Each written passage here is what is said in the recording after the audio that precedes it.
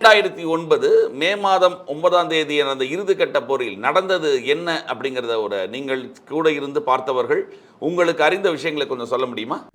2009ஆம் ஆண்டு மே மாத கால பகுதியில் எங்களுக்கு முள்ளிவாய்க்காலிலே மிகப்பெரிய பேர அவலம் எங்களுக்கு ஏற்பட்டது.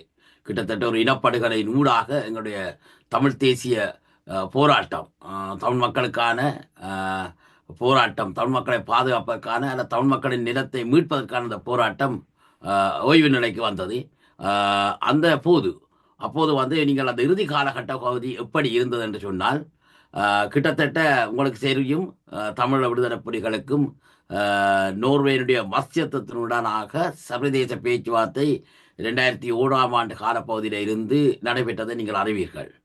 பின்னர் அந்த பேச்சுவார்த்தைகள் நடைபெற்றுக் கொண்டிருக்கின்ற பொழுது 2002, 2003, 2004 காலப்பகுதியில் அந்த பேச்சுவார்த்தைகள் நடைபெற்றுக் கொண்டிருந்த அந்த சம நேரத்தில் விடுதலை புலிகள், தமிழீழ விடுதலை புலிகள் ஒரு இதய சுத்தியுடன் தான் அந்த பேச்சுவார்த்தையில் ஈடுபட்டார்கள். ஆனால் சர்வதேச மத்தியத்தோடு அந்த நேரத்தில் வந்து அந்த பேச்சுவார்த்தைக்கு வருகின்ற பொழுது இலங்கை அரசாங்கம் மிகவும் ஒரு யுத்தத்தில் மிகவும் பலவீனப்படுத்தப்பட்ட நிலையில தான் பேச்சுவார்த்தைக்கு தமிழ் விடுதலை புலிகளை சர்வதேச மத்தியத்தோடு வந்தார்கள். 2001, 2002 காலப்பகுதியில்.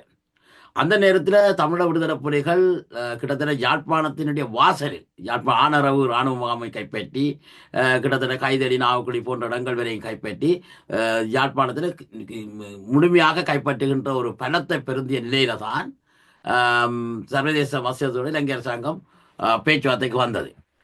அந்த காலப்பகுதியில் விடுதலை புலிகள் ஒரு இதய சுத்தியோட பேச்சுவார்த்தையில் ஈடுபடுகின்ற சம நேரத்தில் சிங்கள இராணுவம் சர்வதேச நாடுகளுடைய உதவிகளை பெற்று அந்த யுத்த நிறுத்த நடைமுறைக்கு மாறாக தன்னை பலப்படுத்தி கொண்டது.